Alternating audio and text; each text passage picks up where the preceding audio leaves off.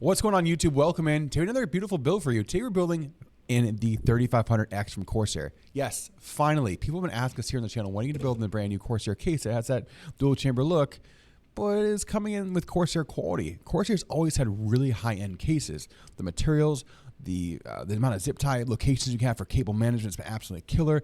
We are excited to build in this case. It's giving you options for 10 fans. That's right, we're going with 10 SL-INF fans in today's build. We're starting off with the 14700K, which really is the tried and true best performing CPU for the price. Right now, in my opinion, with all the i9 issues we've seen, the 14700K has been rock solid and really reliable. On top of the 14700K, we're putting all on the Z790 Tomahawk Wi-Fi board, which is tried and true one of the best boards for the dollar when it comes to a Z790 board. We've got 32 gigs of 6400 megahertz CL32 RAM coming in from Team Group, and then Delta RGB. A 2 terabyte Western Digital black drive. We've got an 850 watt ATX 3.0 power supply coming in from Asus, and the Tough Gaming, which is beautiful, all those black braided cables. On top of that, the 10 Lian fans, and the 3 of them coming on the beautiful SL-INF Trinity 2 cooler coming in from Lian. Again, going in the 3500X, all the beautiful accessories, and then on top of it, we've got the beautiful MSI Gaming X coming in the RTX 4070 Super 12 gig. So it's a killer system. Content creation, gaming, streaming, you name it, you can throw at it. It's going to look absolutely killer. These systems that you see sometimes like this, today's, will be over on our website on a ready ship. Sometimes they're available today. Is this one available? Travis will probably tell you right here in the video. It's probably not going to last too long. Let us know anything down below in the comments. Make sure to the like button to help us with the algorithm. Make sure to that subscribe button as well if you want to see more of these beautiful PCs being built right here on our YouTube channel. Remember, you can catch us live on a Raw like it is right now as we record this, as you join us any Monday, Wednesday, and Friday at our Twitch channel at twitch.tv/tins. We stream around 10 a.m. Eastern, and we hope to see you soon. I mean, would you look at that? Would you look at it? Would you look at that? Oh, would you look at this? Yeah, well. Would you look at that? Yeah, This is the beautiful build today. Got this beautiful motherboard out. Beautiful LGA 1700 board coming in from MSI and the Tomahawk. Let's get our CPU 14700K. Tried and true, and great CPU. Doesn't have to deal with any of that nonsense that's going on with the 14900K and the 13900K issues. Down in we go.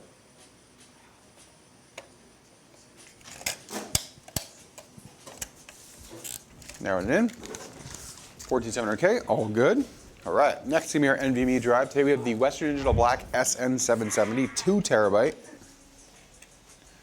Drive is down and in. That's our SN770, 2 terabyte drive. Gen 4 drive. Up to about 5,000 megabytes a second. Really good like drive. It's like not a budget drive, but it's also not like a really high-end performance drive. It's like a between like enthusiast and like elite. Kind of fits that like I would say performance gaming performance drive. It's a really good drive. 1700 standoff for LGA 1700 to get this in place. There we go. Down and in. There we go. And 4. All right, all our standoffs are in place for the motherboard. It's good. Put our standoffs in place now that we get our RAM in place. I was having like boost creep problems and like boost fluctuations. I was sending it to John. John was helping me find the issues before. All right. Board is all done, chat. Z790 Tomahawk Wi-Fi board, stand up with a 14700K down on the socket. Beautiful i7 in the 14th gen. We got our standoffs in place again for the LGA 1700 cooler, coming in the Lian Trinity 2 with the SL-INF fans already installed. 2 terabyte SN770 down on the socket. And we have 33 gigs to 6400 megahertz CL32 timings from the Team Delta RGB. Beautiful RAM there. All right, so I'll that aside. Let's get this case out. I mean, for this case, to be fair, I believe this case is like $90 without any RGB fans. That's not terrible. This size of this reminds me already of the 4000D. Honestly, it reminds me of 4000D. So if you're able to get 10 fans in here and it ships in a small box from us, that is a big win. Saves on shipping costs. All right, initial thoughts. Looks like Corsair. Also looks a lot like Height. And the reason I say it looks like Heights is this pattern that they're doing on the case, which you can see here on the back. This like kind of hexagonal Y looking thing kind of reminds me a lot of Height. I don't know if you guys can see it clearly. It's a whole new design. You can see it clearly right here on the back as well. All this paneling is different. It's a different kind of airflow design. Structurally looks sound, also lightweight, but looks like there's a lot of airflow, which Corsair has been doing very well on. So initial impressions, pretty clean. Again, reminds me a lot of the 4000D in size, maybe a little bit taller, maybe a smidge wider. Let's get it opened up. Let's see That's, oh man, I do like that. Corsair's always been good at that. Self-retaining, no thumb screws. So that means no, it's a toolless open for assembly. It's so easy the top pops off. Very nice. See how good the front glass pops off. Real nice. Heavy glass. Woo, that's heavy. Heavy glass. Now the case probably weighs, oh my gosh, it's light. The only thing really weighing that much is this front glass, which is, does it come off? It does. Okay. Let me get all the glass off. Let's see how much it weighs now. Oh my God, this is like 4 or 5 pounds. Initial thoughts, it is BTF. Interesting. So you could do a rear cableless design in this build, which would look really awesome. So that's a big plus. It's just, I mean, that's kind of crazy not to see anything here for side. So you can see there is some structural dexterity right here in this case. Here, let's do a clip view. So if Trav wants to make any kind of clips, again, we have the brand new 3500X. You want to see it already? Here we go. Get some clips of it. This is all the panels off. There's no structural integrity on the side, which has been at some light. It's hindered Lian. Lian did not have it, and then they opted for little screws to hold it in. NZXT the same. Not having anything on the side here is nice. People don't like to have it, but again, you can see the structural integrity. It's not really compromised, but there is some dexterity in that aluminum frame there. The lightweight, extremely, when I say lightweight, we're talking like just balancing it easily, like it's light. It's a very light case. Still built very sturdy. You can see some shifting points in the case because it doesn't have that fourth pillar to help support the overall integrity of it. But that being said, I do feel very comfortable with shipping some systems in and out in this case. It looks really well built. It does have the BTF design, so if you're going for the cableless rear connections on a case, you do have that. They have this a link pass-through, it looks like, for other link connections right here on the back. I have to look more into that. I'm not sure exactly what they do with it. Maybe Travis can pull up a clip of what they're supposed to do with this new link pass-through. Interesting. Maybe it's for like the cooler. I'm not sure. But they have, maybe it's like a thing here to be able to switch on and off. Otherwise, pretty impressive case. 360 top mount compatibility. 360 on the side. You can actually put fans on the top below the GPU, which we'll be doing here today. You'll see here shortly. Pretty nice little case setup right now. I like it. I like it. I'm not reading the manual live right now. No manual right now. Let's start building in it. There's a decent amount of room in the back as well for cable management. I wouldn't say it's as much as maybe the 4000D. Like right here, there's like no room. So you have to run cables on the inside right here. You have to run them here, or you have to run them up here. Once you put the back panel on, your fans are right where that panel is going to be. Inside here, you maybe have an inch to an inch and a quarter of cable management space. It's pretty tight. On the side over here, same, but it is a little bit more grooved in. They gave you space to run it. Actually give you like a little panel to pass it through back here, which is kind of nice, interesting to see. They can kind of keep your cables in here, that way they're not kind of bulging back.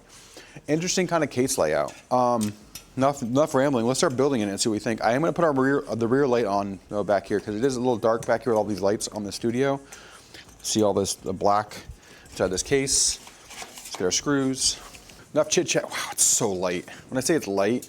All right, let's go top down. You can see how small this little case is. It looks good though. I will say it looks really nice.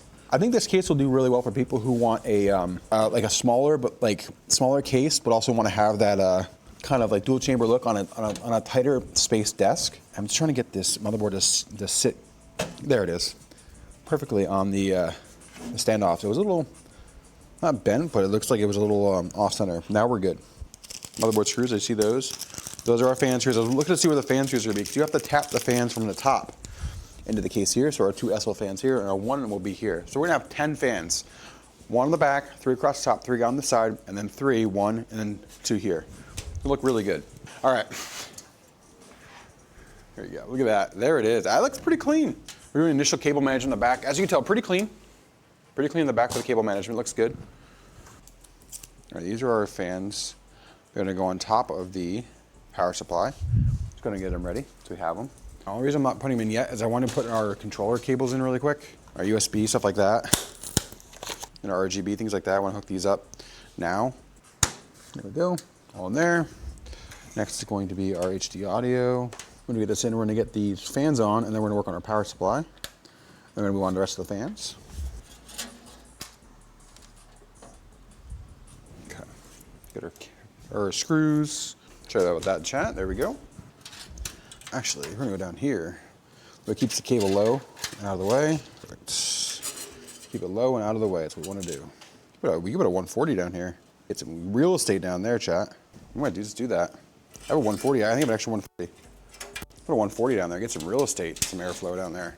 We'll use this one for the rear. We'll use this one for the rear. There we go, all right. Oh yeah, 140 fills the space better. Good play. Well played. Perfect. So what we have to do here is we have 5 different individual fans. We have to use a joining adapter. So it's gonna go 2 to 1. So those fans are gonna be on the same RGB sync. That way they look the same. So it's called a 2 to 1 adapter that Lian gives you. So the bottom fans are gonna be on that. So we know that those are the 2 connectors. There we go, there's 1, there's 2. So we'll have, so that's 1, 2, 3, 4 fans. That's how we're gonna run that. And just run to like a 2 to 1. There we go. All right, we're gonna do the side fans and then we're gonna do the power supply. The last set of fans, get these out. I don't think the system will last too long. I think this is, let me tell you what the price is on the system. I think the system is gonna be priced at, yeah, it's like a $2,300 system. It's not gonna last too long. This thing is gonna be stunning for that price point. Come on, you. Just go in your home and get you screwed in. Don't play his games. There we go. There we go. All right. Now our fans are in. We're gonna move on to power supply. Look at this beautiful, tough power supply today. The reason with the Asus sometimes, like the braided cables add a little bit of elegance to this build today, which is this build really speaks that. It's gonna look very elegant when it's done. The black, the sleekness, the case design. Instead of going with the MSIs, which is a reliable power supply by all means, the Tough just has this really nice design to it that I really like. You get a little bit more value out of the Asus price point, or sorry, the MSI price point, but you get a little bit more of the premium feature in this Asus power supply over the MSI mag power supply. So, today we have the Asus Tough, beautiful power supply coming in from Asus. The 850G is what they call this one. You guys have seen it here on the channel quite a bit. We build it quite often. Absolutely killer price and performance and aesthetic, obviously, is what we're going for today. Let's try to get this cellophane off the bottom of the Tough logo. There we go, there it is. We need SATA today. All right, first is gonna be our CPU 1, CPU 2, 12-volt high power, SATA 1, 2, 3. Yep, that's our SATA today. And then our 24-pin main. There we go. All of our cables are right there that we need for today's build. There's a little SATA kind of hub that we're gonna have here for the cooler and the RGB dock, or RGB hub, the Lian. There we go, all secure, nice and snug. Those are all our cables today. Let's tuck this in. It's a little basement for it. Fits really well in here. There we go. Nice and snug, but still a lot of space for cable management. Like to see that. Actually, a good amount of space in the basement there. Extremely nice build quality though, I would say, so far. Let's get our CPU in first. Up and in, we're gonna go with the CPU headers. There we go. Get some zip ties back here really quick on these. We just snip these and we'll work on our 24-pin main next before we move on to our cooler. There we go. All in with that, nice and easy peasy. Now we're on to our cooler. You can see the back, all the cables you have to tie in with the RGB, but looking good so far. It's a good start. A very, very good start in terms of cable management. We're maxing this one out. If you didn't want to do the bottom fans, you can just put the 3 on the side and then put the exhaust on the back. Because you can do this in a 7-fan configuration, but you also can do it in 10. That's why we just did it to 10 to show the max amount of fans you can put in here and how it looks. Get this beautiful cooler out. Let's work on the cooler next. Spin this around, get ready to mount the pump and everything there. Cooler, the pump in place. We'll work on the fans after. All right, so let's take off our thermal pad, our protective pump. And so we're gonna get this all tightened up as we get it adjusted. Actually pretty close to being accurate off the rip, which is good. There we go. All right, pump is all on. Let's flip this up. There we go. All right, so I'm gonna give you the cable management view over the shoulder here. So you're ready to mount this rad. So this is where we're gonna start to see how stable this top mount is, how much support is on this cooler because of that no 4th pillar in the case design. So we'll see how sturdy this is. Got a couple screws in here. See if we see any sag at all in this case. We shouldn't, with Corsair's ingenuity for design, we shouldn't see any sag, but this is where you'll see it with the weight. Sturdy, it's good to see. We want to see. Spin this around. Oh, there we go. Looking good. Give you a front close-up now. It looks really nice. This looks really, really nice. All right, let's hook these up. We're gonna do a couple more zip ties. We're onto the GPU. We're doing really good. I'll show you the back here in a minute once we get the last of these cables hooked up. This is the USB that connects the pump to the board for USB control, the Lian the software. A little hard to do now. I wish I would have had this pump installed before the bottom fans, but it is what it is, not too bad. All right, last but not least, the final Lian RGB connector. We'll zip tie everything off, get these all done. We'll simply the last for our zip ties and move on to the GPU. I'll show you the cable management before we move on to the GPU. There's the back. Oh, cable management's done for the most part. Now we're on to the GPU, chat. I tucked everything down in the chamber back here. All the excess waste of things we don't need. All the other things we can get out of the way now and get this GPU out. 4070 Super Gaming X today from MSI. It'll look really good in this case. There it is, chat. Beautiful 4070 Super today from MSI. Let's get a big old thunk in here. It's 4070 Super today from MSI. 3, 2, 1. Heard that thunk. There it is. There we go. And then we go up and over with the power. For the 12-volt high power. And we'll get a couple zip ties on this. There we go. There we go. All right, chat, there she is. All right, chat, let's go. Let's light it up. Let's go.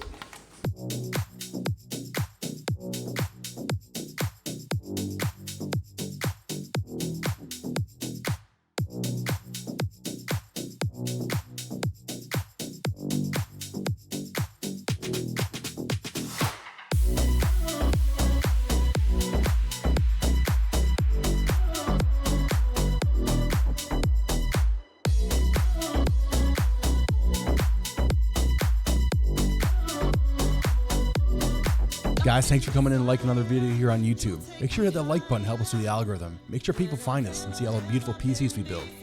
If you haven't subscribed already, hit that subscribe button as well. Remember, we build these systems live every Monday, Wednesday, and Friday over on our Twitch channel at twitch.tv/stints. Come on over, hang out, chat it up with us, watch us build beautiful PCs for everybody in the community. And remember, let's go.